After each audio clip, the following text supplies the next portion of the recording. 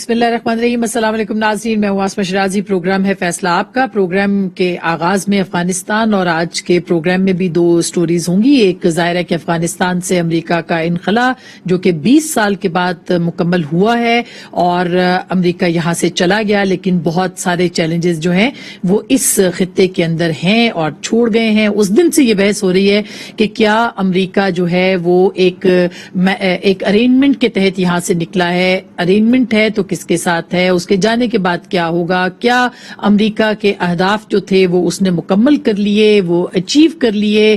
اور پھر ایک بحث یہ بھی ہو رہی ہے کہ امریکہ ناکام ہو کے یہاں سے گیا ہے تو کیا صورتحال ہے, پاکستان پہ کیا اثرات ہوں گے, خطے پہ کیا اثرات ہوں گے, پاکستان کو کتنا جو ہے وہ آبجیکٹیولی چلنا پڑے گا, اور پھر طالبان کو سب سے پہلے کون تسلیم کرے گا, پاکستان پہ کتنا پریشر آ سکتا ہے, کیا ہم اسی سٹیج پہ ہوں گے جہاں پہ ہم سے کہا گیا تھا کہ ایدر ود اس اور اگینسٹ اس. تو ابھی کیا وہی سچویشن ہے یا پاکستان کے پاس اب زیادہ سکوپ ہے کہ وہ خطے کے اندر اپنا کردار جو ہے وہ اہم طریقے سے اور نیوٹرل ہو کے ادا کر سکے. تو یہ بہت سارے سوالات ہیں جس کے اوپر ہم نے سوچا کہ کوئی اور شخصیت شاید ان سے زیادہ مناسب نہیں ہے جو آج ہمارے ساتھ موجود ہے, اور وہ ہے سابق وزیر خارجہ جناب خورشید محمود قصوری صاحب. ان سے ہم بات کریں گے. السلام علیکم قصوری صاحب. وعلیکم السلام. قصوری صاحب, جاننا میں یہی چاہتی ہوں کہ اور ہمارے ناظرین بھی کہ اب امریکہ 20 سال کے بعد یہاں سے چلا گیا, آپ تو بہت زیادہ دیکھتے رہے ہیں, ان کے ساتھ آپ نے کام بھی کیا ہے, زلمے خلیل زاد کے ساتھ بھی, امریکنز کے ساتھ بھی, امریکنز کے, تو آپ کو کیا لگتا ہے کہ کیا اہداف امریکہ نے اپنے مکمل کیے ہیں یا انکمپلیٹ چھوڑ کے گئے ہیں وہ یہاں سے؟ پہلی بات تو یہ ہے کہ ان کا جو سب سے بڑا ایک پرابلم ہے امریکہ کا, اور وہ صرف افغانستان میں نہیں ہے. پہلے آپ اہداف ڈکلیئر تو کریں, اہداف کیا ہے, ہدف کیا ہے. ایک تو جو امریکہ کی جو ملٹری اسٹیبلشمنٹ ہے جی, اس کو ہم نے دیکھا کہ مختلف موقعوں پہ جی ضرورت ہو رہتی. آپ کو میری آواز آ رہی ہے؟ بالکل آ رہی سر. تو اس کو ضرورت رہتی ہے اس بات کی کہ کوئی نہ کوئی وہ ایسا موقع ڈھونڈے جس میں ثابت کرے کہ امریکہ جو ہے ایک سپر پاور ہے, اس کے سامنے کو کھڑا نہیں ہو سکتا. اس سے پہلے ویتنام میں یہ ہوا تھا کہ نارتھ ویتنام جو ہے اس کا انہوں نے یہ کہا جی وہ جا کے ساؤتھ ویتنام پہ قبضہ کر لے گا اور اس کی روس پشت پناہی کرے گا. ایسا تو کچھ نہ ہوا, لیکن امریکہ وہاں ایک ان اینڈنگ جنگ وہاں بھی اس میں بھی پھنس گیا جا کے, اور کافی ہزیمت اٹھانی پڑی, جانوں کا بھی بہت زیادہ ان کا ضیاع ہوا اور ان کی دولت بھی بڑی خرچ ہوئی. اور اس کے بعد امریکہ میں اس کا ایک ریئیکشن بھی ہوا ویتنام کی جنگ کا. پھر آپ نے دیکھا افغانستان میں جب امریکہ, اگر آپ ہدف کی بات کریں, اگر ہدف تھا کہ آپ پہ حملہ ہوا ہے تو آپ طالبان کی حکومت گر گئی, آپ اس کے بعد وکٹری ڈکلیئر کر دیتے. اگر اور نہیں کرنی تو اسامہ بن لادن کے بعد وکٹری ڈکلیئر کر دیتے. ہوا یہ ہے کہ جو وہاں کی اسٹیبلشمنٹ ہے وہ اس پہ راضی نہیں تھی, اور یہ بھی جو پریزیڈنٹ بائیڈن نکلے ہیں ان کے لیے ایک لحاظ سے پریزیڈنٹ ٹرمپ نے راہ ہموار کر دی تھی کہ انہوں نے پہلے ہی یہاں بات چیت شروع کر دی. اس کی وجہ کیا ہے؟ ایک بات پہ تو بائی پارٹیزن کنسنسس امریکہ میں ہے کہ افغانستان میں وکٹری کا اگر مطلب یہ ہو کہ ان کی قسم کی حکومت آ جائے گی, ان کی بات سنی جائے گی, طالبان غائب ہو جائیں گے, تو یہ ایک ان کی بہت غلط فہمی بڑی تھی. اور افغانستان کے بارے میں ایک بڑی عجیب بات ہے, لوگ تو بات کر رہے ہیں نا کہ 3 جنگیں برطانیہ نے لڑی, پھر روس آیا, پھر امریکہ گیا. یہ خطہ ایسا ہے کہ اس کو ہارٹ آف ایشیا کہا جاتا ہے, اور جو اس سے پہلے جو بہت بڑی اس علاقے کی امپائر تھی, چائنیز امپائر ٹانگ ڈائنسٹی, 1500 سال پہلے تخارستان کہلاتا تھا, انہوں نے اس پہ قبضہ بھی کیا کیونکہ خیال یہ تھا کہ یہ ایک ایسا علاقہ ہے جتنی سپر پاورز ہیں کہ اس کے ذریعے وہ, اب تو خیر گلف کی بھی کہانی ہے, وہاں کا آئل بھی ہے, سینٹرل ایشیا, ساؤتھ ایشیا, جو وسط ہندوستان تھا اب تو وہ پاکستان کا حصہ جی ہے. ہاں بالکل. تو خصوصاً یہ ایک بڑی یہ جو بھی صورتحال اب بنی ہے، آپ کو کیا لگتا ہے سینیریو کس طرح کا ہے؟ علاقائی جو ریاستیں ہیں وہ اس معاملے کو نمٹا سکتی ہیں؟ وہ کس طرح کا فارم آف گورنمنٹ وہاں پہ بنے گا؟ کہا جا رہا ہے کہ ایران جیسا گورنمنٹ بنے گا. اگر اس طرح کی حکومت بنتی ہے وہاں پہ، طرز حکومت یعنی جس میں کہ سپریم کونسل ہوگی، تو علاقے پہ اس کے کیا اثرات مرتب ہوں گے؟ پہلی بات تو یہ ہے کہ یہ تو آپ نے جو کہا یہ تو نسبتاً بہتر ہوگا، کیونکہ ایران کا ماڈل تو لوگوں کو اب نظر آ گیا نا. اس میں خواتین کا بھی ایک رول ہے، الیکشنز کا بھی ایک رول ہے. کوشش کرنی چاہیے کہ پہلی بات تو یہ ہے کہ ایک وسیع البنیاد، کثیر الجہتی، انکلوسیو گورنمنٹ بنے جس میں وہ قومیتیں شامل ہو. عموماً یہ کہا سمجھا جاتا ہے کہ طالبان پشتون ڈومینیٹڈ ہے، حالانکہ انہوں نے کوشش کی ہے کہ ازبیک اور تاجک کو اپنے ساتھ ملائیں، اور یہی وجہ ہے کہ ان کو ایک حیرت انگیز قسم کی کامیابی شمالی علاقوں میں ہوئی ہے، کیونکہ ازبیک اور تاجک انہوں نے ساتھ ملائے اور وہ تمام راستے بند کر دیے جو سابق ناردرن الائنس کو کمک ملتی تھی تاجکستان سے اور اس علاقے سے. تو آپ نے جو یہ کہا کہ جی اب اس خطے میں کیا ہوگا، حکومت کیسی ہوگی، جو آپ نے ایران کا ذکر کیا، پہلے تو اس ملک میں، اس علاقے میں اسٹیبلٹی آنی چاہیے. ایران تو بات کی بات ہے، اگر تو یہاں خانہ جنگی روکنی ہے، ایک تو آپ کو وہ کرنا پڑے گا، نہیں تو جو ابھی آپ کو چھوٹا سا نظر آ رہا ہے، ایک چھوٹا سا پھوڑا نظر آ رہا ہے، دانا کہہ لیں، یہ جو پنشیر ویلی میں، یہ بڑھ سکتا ہے، یہ پھوڑا بن سکتا ہے، یہ ایک ریلنگ پوائنٹ بن سکتا ہے اگر نہ باقی قومیتوں کو انکلوڈ کیا گیا. دوسری چیز یہ ہے، ایک اچھی بات جو مجھے نظر آئی کہ ابھی انہوں نے جو اپنی لیڈرشپ کاؤنسل ہے اسے ازبیک تاجک تو ملایا، ہزارہ کو ملایا، کیونکہ شیعوں سے ماضی میں ان کو سخت ان کی مخالفت تھی. یہ بڑی اچھی بات ہے کہ ان کو اندازہ ہوا کہ ملانا ضروری ہے، اسی لیے ان کو شمال میں کامیابی ہوئی. اچھا، تو قصور صاحب آپ نے تو امریکنز کے ساتھ سر بڑا کام کیا آپ نے، اور خاص کر کے افغانستان کے معاملے پر 2002 سے آنورڈز، تو آپ کو کیا لگتا ہے کہ اب امریکہ باقاعدہ خطے سے نکل گیا ہے، اور پاکستان کے لیے کیا چیلنجز ہوں گے؟ خاص کر کے ٹی ٹی پی اور داعش کی صورت پاکستان کے لیے بہت بڑا چیلنج اس وقت بھی موجود ہے.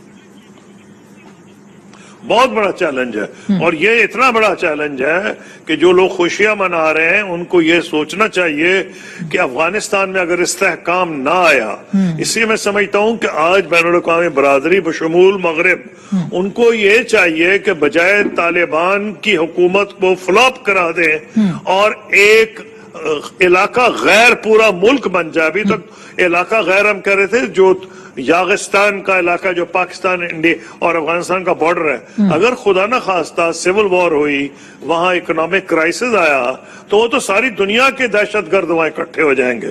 تو پہلی میری ایڈوائس کم سے کم بین الاقوامی برادری کو ہوگی کہ یہ لگ رہا ہے کہ انہوں نے بیانات بھی کچھ پہلے سے مناسب دیے ہیں، خواتین کے بارے میں، تعلیم کے بارے میں، ان کے روزگار کے بارے میں. ان کو یہ بھی کرنا پڑے گا کہ جو عراق میں غلطی ہوئی وہ نہ کریں کہ پوری فوج ڈسبینڈ کر دی امریکنوں نے اور جا کے ان کی سول سروس ختم کر دی. آلریڈی ہزاروں لوگ بھاگ رہے ہیں. اب ان کو یہ چاہیے ان لوگوں کو انکوپریٹ کریں جو بچے ہیں تاکہ افغانستان کی حکومت چلے. اور اکنامک سینکشنز جو ہیں، دیکھیں $9 بلین ان کے جو ہیں ابھی ان کے رک گئے ہیں. وہاں IMF $400 ملین وہ بھی رک گئی. یہ بہت شارٹ سائٹڈ پالیسی ہوگی. آپ کو حیرانی ہوگی کہ افغانستان کی ایکسپورٹس صرف $1.7 بلین ہے اور امپورٹ 7 بلین. تو اکنامک کولیپس تو آسانی سے کرایا جا سکتا ہے، لیکن بھاری قیمت ادا کرنی پڑے گی. چین، پاکستان، ایران اور روس کو فوری طور پر اس پیشتر اس کے کہ مغرب سوچ کے کسی نتیجے پہنچے. ہمیں کوشش کرنی چاہیے کہ اس علاقے میں ہم سٹیبلٹی لائیں. اگر ہم لے آئے تو آپ نے جو اشارہ کیا کہ جی شاید اس قسم کی حکومت ہوگی، obviously کو ویسٹ منسٹر سٹائل حکومت تو نہیں آئے گی. حکومت تو ایسی آئے گی نا. اب کیا آپ کو لگتا ہے کہ ریجن کے اندر بھی ہمیں زیادہ ڈیسائسو ہونا پڑے گا؟ پہلے ہمیں کال آئی تھی کہ ہمارے ساتھ ہیں یا خلاف ہیں، ہمیں بتا دیں. کیا اب ہمیں چین کی طرف سے ایسی کوئی کال آ سکتی ہے کہ آپ ہمارے ساتھ ہیں یا نہیں ہیں، یہ بتا دیں؟ تو کیا پاکستان کے پاس کیا آپشنز بچتے ہیں اب؟ पहली बात तो यह है कि चीन का जो बैकग्राउंड है मुख्तलिफ है, चीन के अहदाफ मुख्तलिफ हैं। उस वक्त अमेरिका पे हमला हुआ था, उस वक्त पूरी यूनाइटेड नेशन, आप तो हैरान होंगी, रूस और चीन भी अमेरिका की मदद में खड़े हो गए थे। और उस वक्त तमाम गल्फ के ममालिक और तो और सारा प्रोटोकॉल तोड़ते हुए, ये ऑल्सन ने किताब लिखी, एम्बेसडर ऑल्सन ने, उन्होंने कहा कि जो कुवैत, ये जो रूलर अबू दुबई के हैं, उनके दफ्तर पहुंच गए थे सपोर्ट अपनी दिखाने के लिए। वो हालात मुख्तलिफ थे। यू आर अगेंस्ट अस वाली वो कहानी अब नहीं है। चीन जो है उसका तो बुनियादी मकसद ये होगा कि उस इलाके में दहशतगर्दी ना हो, उसने अमेरिका से अभी गिला किया। रिसेंटली 2 टॉक्स हुई हैं सेक्रेटरी ऑफ स्टेट ब्लिंकन की और फॉरेन मिनिस्टर की, जो चीन के हैं। चीन ने उन्होंने कहा कि बड़ा सख्त एहतजाज किया है कि ETIM आपने ईस्ट तुर्किस्तान इस्लामिक मूवमेंट को जो डिक्लेयर किया है कि वो दहशतगर्द नहीं है, एक तरफ आप हमारी सपोर्ट मांग रहे हैं, ऊपर से आप उनको इनकरेज कर रहे हैं हम पे हमले करें। तो मैं समझता हूं अमेरिका को भी जल्द अंदाजा हो जाएगा कि अफगानिस्तान में, अगर अफगानिस्तान में टोटल वैक्यूम हुआ, खाना जंगी हुई, अभी तो अफगानिस्तान, अमेरिका की बेइज्जती हो रही है कि जी 20 साल लगाए और आपने क्या हासिल किया, फिर तो बहुत बड़ी जिम्मेदारी अमेरिका पे आ जाएगी। बिल्कुल, तो मैं ये तो अब इसीलिए एक अरेंजमेंट भी कहा जा रहा है अमेरिका की तरफ से। तो सर लास्ट, सर आपको पाकिस्तान की फॉरेन पॉलिसी से आप मुतमिन हैं, और अगर हैं तो मजीद कुछ करना है तो क्या आप एडवाइस करेंगे हुकूमत पाकिस्तान को और फॉरेन मिनिस्टर को? जी मैं तो एडवाइस करूंगा, जैसे मैंने वेस्ट को एडवाइस किया कि गलतियों सीखे, हमें भी अपनी गलतियों से सीखना चाहिए। एक तो हमें बड़े भाई, बिग ब्रदर, जो अमेरिकी हमें अंग्रेजी में एक लफ्ज है ना, बिग ब्रदर का रोल अदा नहीं करना चाहिए।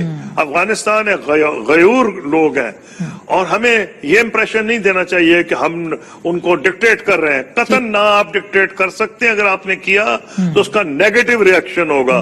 जो हमने एडवाइस भी देनी है वो हम पसे पुश्त दें, पसे पर्दा दें, हम खुल के ना दें। हाँ, मदद हम उनकी जो एडवाइस कर सकते हैं वो वही करें जो मैंने आपको कहा। एक हमारी डिमांड लाजमी होगी और वो हमें खुल के करनी चाहिए कि जनाब वो चीन भी कर रहा है, वो ईरान भी कर रहा है और पाकिस्तान भी, कि आपके खित्ते से हम पे हमले नहीं होने चाहिए, इसकी गारंटी वो दें। अगर वो ये गारंटी नहीं देते तो फिर मैं समझता हूं वो अपने जवाब को खुद खत्म करेंगे। इसलिए ये तो गारंटी हमें मांगनी चाहिए, ज्यादा डिमांड्स नहीं करनी चाहिए। वो खुद एक मुश्किल में है और कोशिश करें कि इस इलाके में अब तालिबान क्योंकि आ गए हैं, बल्कि मुझे तो लग रहा है कि जो CIA के हेड आए थे, आफ्टर ऑल इंटेलिजेंस के हेड को जब रिसीव किया गया है, वो प्रेसिडेंट बाइडन ने भेजा, तो कोई अंडरस्टैंडिंग ही होगी ना। अंडरस्टैंडिंग क्या थी? हम फौज निकाल रहे हैं, उस पर हमले नहीं होने चाहिए। जो हमले नहीं हुए, तालिबान ने अपना वादा पूरा किया और साथ ये जो खवातीन की तालीम और जो टोटल रोल बैक ना हो, एक मौका मिलना चाहिए। बहुत बहुत शुक्रिया कसूरी साहब, साबिक वजीर खारजा बात कर रहे थे इस मामले के ऊपर। जी, ये साबिक वजीर खारजा ने बात की और अब हमारे साथ मौजूद है साबिक वजीर आजम जनाब शाहिद खाकान अब्बासी साहब, जिनसे हम बात करेंगे PDM के अहदाफ के हवाले से, लॉन्ग मार्च के ऐलान के हवाले से, अपोजिशन की और खास करके जो PDM की पॉलिटिक्स है उसके हवाले से। अस्सलाम वालेकुम भाई साहब। सर, मुख्तलिफ और मुश्किल वक्त है, कभी भी वैसे हमेशा ही पाकिस्तान के लिए तो नाजुक दौर रहा है, लेकिन कितना नाजुक है इस वक्त? अगर आप खित्ते की सूरत हाल को देखिए, आप साबिक वजीर आजम रहे हैं, चाइना के साथ हमारे ताल्लुकात, अफगानिस्तान की मौजूदा सिचुएशन, आपको क्या लगता है, क्या नजर आता है? देखिए, इन 3 सालों का अगर हम तज्जिया करें तो बदकिस्मती से, ये मुल्क हम सबका है, बदकिस्मती से हर मामले पर हम ज़वाल वज़ीर हैं। हमारी खारजा पॉलिसी की नाकामी की हालत ये है कि आज हमारा तकरीबन कोई दोस्त नहीं रहा। जो हमारे दोस्त थे, खारजा पॉलिसी को देखा जाता है कि क्या आपने नए दोस्त बनाए, क्या जो आपके दोस्त थे उनसे ताल्लुकात बेहतर हुए या ज्यादा करीब हुए, और जिनसे ताल्लुकात खराब थे क्या उनसे ताल्लुकात में कुछ बेहतरी आई। इस हवाले से आप किसी मुल्क से अपने ताल्लुकात देख लें, आज उन ताल्लुकात में तनाव है, परेशानी है, ये एक बहुत बड़ी नाकामी है। और हमारे जो मुल्क के अंदर सूरत हाल है उससे भी ज्यादा तशवीशनाक है कि मईशत का हर मामला ज़वाल पजीर है। آج 3 साल गुजरने के बाद हर हवाले से हर मुआशी जो पैरामीटर होता है, जो मेयार होता है, उस पर आप आज 2021 के 3 साल मुकम्मल होने के बाद 2018 से कम हैं हर मामले पर। कोई मुस्बत, मैं हर आदमी से पूछता हूँ। लेकिन अभी हुकूमत की 3 साल कारकर्दगी आप देखिए, आपने ज़र मुबादला तारीखी है, इसमें कोई शुबा नहीं है, आपके सामने है सारा। और देखिए ज़र मुबादला, आप कर्जे लेकर ज़र मुबादला तो नहीं कह सकते ना उसे, लेकिन कर्जे तो उससे हर मजबूती हुकूमत नहीं के लिए आती। सर। जी, आप ज्यादा ले रहे हैं। आप कर्जे लेकर ज़र मुबादला के ज़खायर नहीं पैदा कर सकते। क्या ज़र मुबादला के ज़खायर से आप रोक सके रुपए की कमी? आज मुल्क के अंदर आप महंगाई रोक सके, आप बेरोजगारी रोक सके, आप जो मुल्क के अंदर डेवलपमेंट है वो दे सके, मुल्क को जीडीपी उसका ग्रो कर सके। 315 अरब डॉलर का जीडीपी था 2018 में, आज 287 अरब है। ये इतने खौफनाक मामलात हैं। तो ये जो कर्जे हमारे बढ़ते चले जा रहे हैं, आपको लगता है कि ये हमें मुआशी तौर पर किसी कॉम्प्रोमाइज के लिए तैयार कर सकते हैं? कॉम्प्रोमाइजेस हो सकते हैं? जब आप कमजोर होंगे, मुआशी तौर पे कमजोर होंगे, तो आपको हर किस्म का कॉम्प्रोमाइज करना पड़ेगा। और उसका अपनी खारजा पॉलिसी पर कॉम्प्रोमाइज करना पड़ेगा, अपने फैसलों पर कॉम्प्रोमाइज करना पड़ेगा, अपने मामलात पर कॉम्प्रोमाइज करना पड़ेगा। आज आपका हमसाया मुल्क है अफगानिस्तान, वहां पर जंग हुई, 20 साल जंग जारी रही, उन्होंने कामयाबी हासिल कर ली, बैरूनी फौजें वहां से चली गईं। आज वो हुकूमत नहीं बना रहे, वो बात कर रहे हैं कि एक इंक्लूसिव गवर्नमेंट बनाएंगे, सबको हुकूमत में शामिल करेंगे। हमारे मसाइल बहुत बड़े हैं, हम चाहते हैं कि यहाँ पर खाना जंगी खत्म हो, अपने मामलात को समझते हैं, हमारी माशी सूरत हाल बेहतर हो, और हम सबको चाहते हैं कि हुकूमत में हिस्सेदार बने। हमारे मुल्क में आज सियासत दुश्मनी की बिना पर चल रही है। ये हमारा दुश्मन है, इसको हम नहीं छोड़ेंगे। शायद इसीलिए शहबाज शरीफ साहब कह रहे हैं कौमी हुकूमत जो है वो वजूद में आनी चाहिए। ये आप लोगों की तरफ से बार बार इस तरह के जो मुतालबात हैं वो ये कहने के लिए काफी नहीं है कि हम कुछ नहीं कर सकते, आप ही कुछ करें। अपोजिशन में दम होता तो जाहिर है कि प्रेशर भी बनता ना। कोई इस तरह की इंक्लूसिव गवर्नमेंट टाइप कुछ अरेंजमेंट नहीं थी, मगर बातचीत तो होती। नहीं, मैंने आपको एक मिसाल दी है कि मुल्क किस तरह सोचते हैं अपने मामलात को हल करने के लिए। हम तो उस तरह नहीं सोच रहे। तो जो शहबाज साहब ने बात की है, उन्होंने एक सवाल का जवाब दिया। उन्होंने ये नहीं कहा कि आज नेशनल गवर्नमेंट चाहिए, उन्होंने कहा कि मुल्क के मामलात को इस तरह करें कि शफाफ इलेक्शन हो, और उसके बाद आज मामलात इतने बिगड़ चुके हैं कि शायद एक जमात उनको ना कर सके। नेशनल गवर्नमेंट क्या होती है? आप एक एजेंडा पर एग्री करते हैं कि जनाब ये हमने काम करने हैं, और फिर उसको हुकूमत इम्प्लीमेंट करती है। ये बात तो आप भी कहते रहे हैं, लेकिन अब क्या टाइमिंग इस वक्त थी ये इस बात की? क्योंकि साथ ही वो 2023 के इंतखाबात की बात भी कर रहे हैं। मतलब आप कबल अज वक्त इंतखाबात की बात कर रहे थे, अब आप 2023 के इंतखाबात की बात कर रहे हैं और कौमी हुकूमत की बात कर रहे हैं। तो टाइमिंग बिल्कुल डिफरेंट है सर, और कंफ्यूजन भी है। देखिए, 2023 तो आखिरी वक्त है इंतखाबात का। पार्लिमानी निजाम में इंतखाबात किसी वक्त भी हो सकते हैं। आज जो मुल्क के हालात हैं, उसकी जरूरत है कि जल्द से जल्द इंतखाबात हों। हुकूमत नाकाम हो चुकी है। आप 3 साल का तजिया कर लेना, क्या हम 1 इंच भी आगे बढ़े हैं? हर मामले पर हम नाकाम हैं। ये बदनसीबी है हमारे मुल्क की। 2 करोड़ लोग गुर्बत की सतह से नीचे चले गए, किसी को परवाह नहीं है। आज हर आदमी परेशान है, हर हवाले से परेशान है। तो इसलिए आज जरूरत इस बात की है कि मुल्क में इलेक्शन हो, लेकिन शिफाफ इलेक्शन हो। जिस तरह हम इलेक्शन कराते रहे हैं, जिस तरह इलेक्शन चोरी होते लेकिन सर रहे हैं। उन्होंने तो कैटेगोरिकली कह दिया कि 2023 में शफाफ इंतखाबात होने चाहिए, और उससे पहले कौमी हुकूमत। 2 अल्फाज को जोड़कर बयानिया नहीं बना सकते। हर आदमी कहता है कि 2023 में इंतखाबात ड्यू हैं और वो शिफाफ होने चाहिए, लेकिन जरूरत इस बात की है कि आज मुल्क की हालात को देख लें। वो तो इंतखाबात जल्दी मांगता है मुल्क कि मसाइल को हल किया जा सके, आगे बढ़ा जा सके। 2023 में होते हैं, उससे आगे तो अब जा ये सकते। मुतालबा आज पीपल्स पार्टी ने किया है। बिलावल भुट्टो ने आज ये कहा है कि हम जल्द से जल्द इंतखाबात चाहते हैं। देखिए, ये वो कह रहे हैं, ये हम भी कह रहे हैं, पूरा मुल्क कह रहा है। लेकिन इंतखाबात होने के 2 तरीके हैं। या तो आप अदम एतमाद करके आकर हुकूमत डिसॉल्व कर दें, पार्लियामान डिसॉल्व कर दें, या प्राइम मिनिस्टर डिसॉल्व कर दे। तीसरा तरीका है नहीं। एक और तरीका भी है, वो हम नहीं चाहते मुल्क के अंदर हो। पहले भी मार्शल लॉ लगे बहुत से। लेकिन आज जरूरत इस बात की है کہ ملک میں انتخابات ہوں، معاملہ نہیں چل رہا ملک کا، ملک ہر حوالے سے پریشانی کے شکار ہے. لیکن سر کنفیوژن اگر دیکھیں اپوزیشن سٹرونگ ہوتی تو ظاہر ہے کہ اور ایک کلیئرٹی کے ساتھ آتی. مثلا اس وقت آپ لانگ مارچ کا اعلان جو ہے وہ کہہ رہے ہیں کہ لانگ مارچ کرنا ہے. آپ کو لگتا ہے کہ یہ ٹائمنگ ہے جب اگلے انتخابات کی جوڑ توڑ ہو رہی ہے، جب کانسٹیچوئنسی پالیٹکس کے اوپر فوکس کیا جا رہا ہے، جب اگلے اتحاد بننے ہیں، نئی صف بندیاں ہوں گی، آپ لانگ مارچ کے بعد آپ کے اہداف کیا ہیں لانگ مارچ ہم نے لانگ مارچ آج نہیں کہا. کب ہوگا پھر؟ جی اس کو وقت پر کیا جائے گا. جو وہ پی ڈی ایم وقت ہے کون سے سر؟ جی وقت ہم تعین کریں گے. جو پی ڈی ایم ہے یہ ایک تحریک ہے.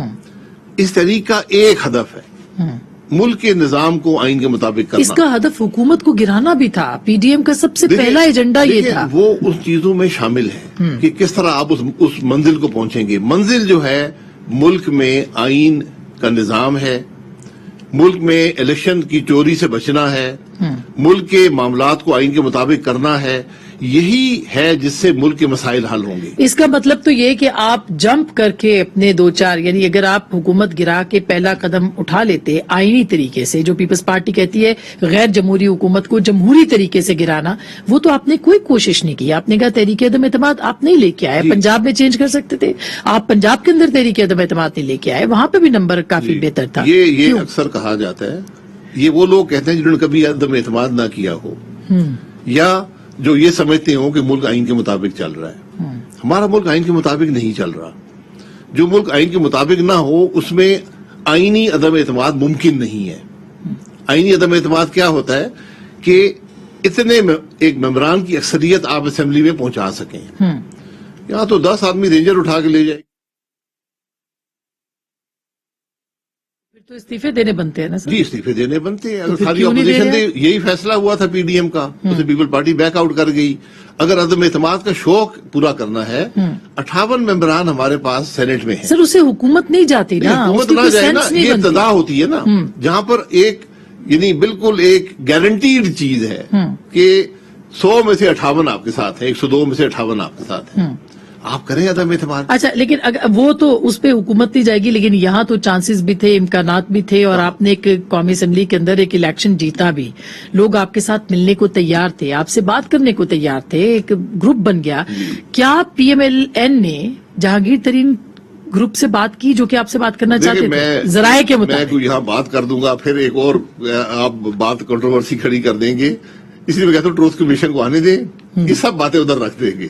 تو وہ تو آئے گا ہی نہیں کبھی سر. جی اس میں کیا کہ نہیں تو آئے نہ گا نا، کرنے والی کسی باتیں. دن تو آئے گا نا، یہ حقائق سامنے آ جائیں گے کہ کیا ہوا یہاں پر جب حکومت مجبور ہوئی اعتماد کا ووٹ لینے پہ اور غیر آئینی اعتماد کا ووٹ لیا. تو ان 2 دنوں میں کیا ہوا ملک کے اندر وہ سب جانتے ہیں. وہ آپ بتا بھی چکے ہیں پہلے سے میں کچھ اس کا حصہ بتا چکا ہوں. لیکن اب تو اب آپ خود لیول پلینگ وہیں سے آپ کو سبق مل جانا چاہیے کہ جو ملک آئین کے مطابق نہیں چل رہا ہوتا اس میں عدم اعتماد ممکن نہیں. تو اس کا مطلب یہ ہے کہ اب لیول پلینگ فیلڈ کی آپ بات کر رہے ہیں کہ آپ کو ملنا چاہیے. میں لیول پلینگ فیلڈ نہیں شہباز صاحب نے کہا. سر آپ نے نہیں مانگی، شہباز صاحب نے. لیول پلینگ فیلڈ کا مطلب ہے آئین. اس کو آپ شہباز صاحب لیول پلینگ فیلڈ کہہ رہے، اس کو وہ آئین ہے.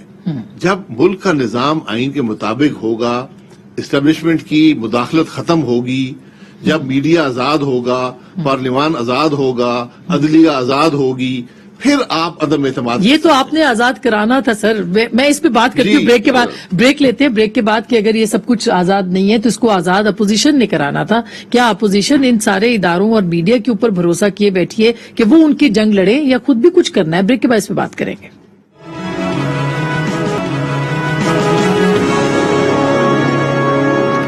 ویلکم بیک ناظرین، ایک دو پھر آپ کو خوش آمدید کہتے ہیں. ہمارے ساتھ سابق وزیر اعظم جناب شاہد خاقان عباسی صاحب موجود ہیں. سر اپوزیشن کی اور خاص کر کے پی ڈی ایم کی جو پالیٹکس ہے، اگر اس میں کوئی جان نظر آتی تو ظاہر ہے کہ آپ قبل از وقت انتخابات کے لیے راہ ہموار کر سکتے تھے یا کچھ بھی بہتری آ سکتی تھی اس میں، لیکن ایسا نہیں ہو سکا. اور اب آپ کہہ رہے ہیں کہ ایک وقت آئے گا جس پہ کہ ہم بات کریں گے، جبکہ اب آپ کی نہ مفاہمت کی سیاست ہے نہ مزاحمت کی سیاست.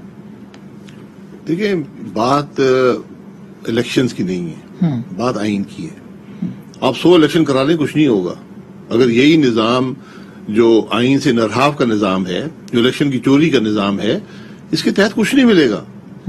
اس کے تحت ملک کے مسائل حل نہیں ہوں گے، عوام کے معاملات بد سے بدتر ہوتے جائیں گے. تو ہماری سیاست تو آئین کی سیاست ہے. اگر آئین کے دفاع میں مزاحمت کرنی ہے تو مزاحمت کرنی پڑے گی، مفاہمت کرنی تو مفاہمت کر لیں تو گے. اس وقت آپ کا بیانیہ ہے کیا؟ آئین سر، یہ نظام کو آئین کے مطابق آئین کیا تو جائے. ایک وائڈر اس نہیں میں ہے وائڈر نا، نہیں ہے، بڑا اسپیسیفک اس کے لیے کوئی پریکٹیکل عمل آپ کا، پریکٹیکلی آپ نے کیا کر عوام کے پاس جانا ہے. سیاست عوام کے ساتھ ہوتی ہے. ہم عوام کو یہ بتا رہے ہیں، اور یہ بات یہ پی ڈی ایم کی سب سے بڑی کامیابی ہے کہ ہر سوچ اور ہر فکر کی جماعت جو ہے، پورے پاکستان کی جماعتیں جو ہیں، وہ جماعتیں جنہیں ہم غدار کہتے رہے ماضی میں، آج وہ آئین کی بات کر رہے ہیں. آج وہ یہ کہتے ہیں ملک کے عوام کو کہ آپ کی جو مہنگائی ہے، آپ کی جو بے روزگاری ہے، جو غربت ہے، جو مسائل ہیں، جو تکلیف ہے، جو ملک کے اندر ایک معاشی جمود ہے، اس کا حل آئین کے اندر ہے. لیکن سر اس کے لیے تو اب عوام تو ویسے ہی اتنے زیادہ پس گئے ہیں کہ ان کو کوئی انٹرسٹ نہیں لگتا اس وقت کہ وہ اپنے مسائل کے بارے میں کوئی بات کرنے کی جسارت کریں، کیونکہ وہ بزی ہیں، وہ بہت زیادہ مصروف ہیں، بڑے پریشان ہیں. وہ اس کی آواز تو آپ نے بننا تھا. حالت یہ ہے کہ اپوزیشن 2 دن جلسے کرتی ہے، اس کے بعد 6 مہینے غائب ہو جاتی ہے، اپوزیشن لیڈر بھی اسی طرح سے. تو اب بتائیے کہ کیا کرے عوام، وہ کس کے پاس جائے گی؟ پی ڈی ایم کو 1 سال بھی نہیں ہوا، اس کے اندر مراحل بھی آئے، راستہ بھی طے کیا، لیکن ہم نے عوام کی ہی بات کی ہے. ہم کوئی اقتدار کی بات نہیں کر رہے، ہم کوئی سودے کی بات نہیں کر رہے، ہم کچھ مفاد کی بات نہیں کر رہے. ہم تو عوام کے مسائل کی حل کی بات کر رہے ہیں، اور وہ حل آئین کے اندر ہے اور کوئی راستہ نہیں. اگر کسی کے پاس کوئی اور راستہ ہے تو ہمیں بتا دیں. لیکن بھائی صاحب کیسے ہوگا؟ آپ جب آپ پریشر نہیں ڈال سکیں گے، آپ ایک پریشر گروپ کے طور پہ کام نہیں کر پائیں گے، اپنا پریشر دباؤ نہیں بڑھائیں گے جو کہ نہیں ہے کہیں پہ بھی، تو اس کا تو مطلب یہ ہوا کہ 5 سال کی گارنٹی تو خود پی ڈی ایم اور پی ایم ایل این نے اس گورنمنٹ کو فراہم کی ہے. دیکھیں 5 سال نہیں، 20 سال لگ جائیں، 50 سال لگ جائیں، جب تک آپ ملک کے معاملات آئین کے مطابق نہیں لائیں گے آپ کا ملک آگے نہیں بڑھے گا. یہ بات اسٹیبلش ہو گئی ہے. تو جب الیکشن ہوگا آپ ووٹ کے ذریعے دیکھیں گے. تو سر لوگ آپ کو جواب دہ نہیں کریں گے کہ جب ہمارے ساتھ یہ سب کچھ ہو رہا تھا تو آپ کہاں تھے اور آپ کیوں ہم نہیں بات کر رہے ہیں، آج موومنٹ ہم کر رہے؟ عوام کی بات کر رہے ہیں. آج ہم جو کھڑے ہیں ہمارے لیے بڑا آسان راستہ ہے، گھر بیٹھ جائیں. لیکن ڈیلز تو وہاں پہ دیکھیں نا، مولانا نے پہلا دھرنا دیا، اس کے بعد ان کی بات چیت ہوئی، پرویز الہی صاحب آن ریکارڈ ہیں، مولانا بھی اس بات کو تسلیم کرتے ہیں. گارنٹیز اس وقت بھی ہوئی سر. تو کیا اب گارنٹیز تھی؟ یہ گارنٹیز تھی نا کہ وہ الیکشن کرا دیں گے یا بعد میں لے آئیں گے یا پھر باقی چیزیں تھی. اب دیکھیں آگے کی طرف دیکھیں، بات کیا کر رہے ہیں؟ بات ہم شفاف الیکشن کی کر رہے ہیں، بات ہم آئین کی کر رہے ہیں، اور بات یہ نہیں کر رہے کہ ہمیں اقتدار دے دیں، ہمیں شامل کر لیں. ہم کہہ رہے ہیں کہ ملک کے مسائل کا حل آئین کے علاوہ نہیں ہے. جتنی جلدی اس بات کا احساس ہوگا، آپ آئین کی کو بالادست سمجھیں گے تو ملک آگے بڑھے گا. اسی میں آج عوام اس بات کو محسوس کرتے ہیں. دیکھیں ہم عوام کو بڑا یہ سمجھتے ہیں کہ عوام کی رائے کا کوئی مقصد نہیں ہوتا، عوام سمجھتی نہیں ہے معاملات کو. آپ ایک دفعہ اس ملک میں عوام کی رائے کا احترام کر لیں، ووٹ کو عزت دے دیں، جو فیصلہ عوام کرتے ہیں اس کو مان لیں، یہ ملک آگے بڑھنا شروع ہو جائے. لیکن ایسا تو کبھی نہیں ہوا نا. کبھی نہیں ہوا تو ہوگا، وہیں سے آپ آگے بڑھیں گے. وہ کیسے ہوگا سر؟ کل آپ سے بات چیت ہوگی، آپ کے ساتھ کوئی ڈیل ہو جائے گی، پھر پہلے بھی تو ہوئی، اب الزام تو آتا ہے نا سر. ڈیل والے معاملات گزر چکے ہیں نا. میں یہ کہتا ہوں جو ڈیلیں ہوئی ہیں ان کو ایک ٹروتھ کمیشن کے حوالے کر دیں. آپ کو بڑے دلچسپ معاملات نظر آئیں گے. آسما شرازی کا شو بھی بند ہو جائے گا. آپ روز اس ایک ڈیل کو جب اینالائز کریں گے نا کہ اس ملک میں ہوا کیا ہے، صحیح، بہت ہی دلچسپ معاملات ہیں. چلے بات کرتے ہیں ایک چھوٹی سی بریک کے بعد کہ اب کیا نظر آ رہا ہے کہ پیش منظر کیا ہے، کیونکہ جس طرح کی اکنامک سچویشن ہے اور اپوزیشن اپنی ایک نئی تحریک کی بات کریے، لانگ مارچ کی بات کریے، تو کیا ہو سکتا ہے؟ بریک کے بعد اس پہ بات کریں گے.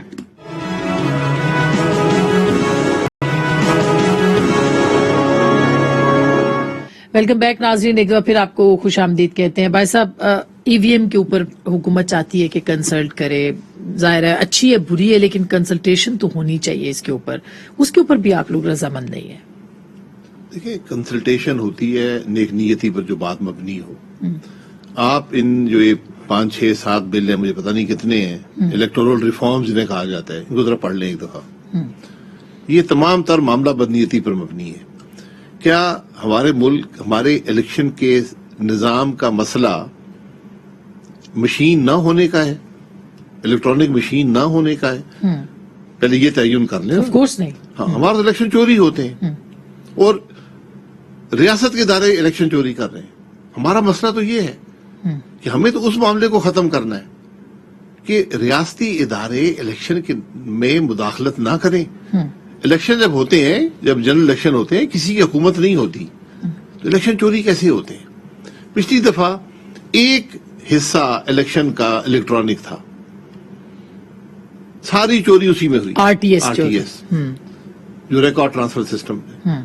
اب آپ بات کر رہے ہیں، آپ نے کوئی نیا نظام نہیں بنایا، آپ نے وہی کاغذ کے نظام کو الیکٹرانک کر تو دیا. اب صاحب اگر وہ تو پھر بھی کر سکتے ہیں، وہ کر لیں گے، ہوگا، پھر آپ کیا کریں گے؟ الیکشن اسی مزید کے اوپر سہولت تو ہوگا. مہیا نہ کریں نا، کم از کم کاغذ تو موجود ہوں گے، ان کی گنتی تو ہو سکے گی کہ یہ کس نے کہاں ووٹ ڈالا ہے، کچھ تو رونا دھونا کر سکیں گے نا. تو سب سے پہلے ہماری ضرورت یہ ہے کہ ہم سب حلف اٹھائیں اللہ کو حاضر ناظر جان کے کہ ہم الیکشن کے نظام میں مداخلت نہیں کریں گے، عوام کی رائے کا احترام کریں گے، الیکشن چوری نہیں کریں یہ تو گے. آپ کی خواہش ہے نا؟ میری خواہش نہیں ہے، یہ ضرورت ہے ملک کی. لیکن اس کے میری لیے خواہش بے شک ہو. اگین اس کے لیے اپوزیشن کو جو اپنا کردار ادا کرنا تھا، آپ کے خیال میں وہ کر پائی؟ یہی کردار ہے نا کہ ہم بات کر رہے ہیں. میرے پاس کوئی لشکر تو ہے نہیں کہ حملہ آور ہو جاؤں گے الیکشن کے. نہیں ہے سر، لیکن آپ کے پاس جو پارلیمنٹ کے اندر پلیٹ فارم ہے اس کے اوپر آپ اکٹھے ہو کے کیوں نہیں بات کرتے؟ پارلیمنٹ تو بند ہے. پارلیمنٹ میں 3 سال میں کوئی ڈیبیٹ ہو سکی ہے؟ پارلیمنٹ میں پورا سال صدارتی جو خطاب ہوتا ہے، جو سب سے پہلا عمل ہوتا ہے سال کا، اس کی ڈیبیٹ پارلیمنٹ کے آخری دن مکمل ہوتی ہے. اور جب تک وہ ڈیبیٹ ایجنڈے پر رہتی ہے آپ کوئی ایڈجرنمنٹ موشن نہیں لا سکتے. تو پھر سر جب پارلیمنٹ صحیح نہیں ہے، مطلب ایکٹیو نہیں ہے، جب میڈیا کے اوپر اتنے زیادہ پرابلمز ان کے ساتھ ہیں، آزادی اظہار رائے کے اوپر مسئلے ہیں، تو پھر آپ لوگوں کے بھی ہاتھ بندھے ہوئے، پھر آپ کیا کر سکتے ہیں؟ آپشنز کیا آپ کے پاس؟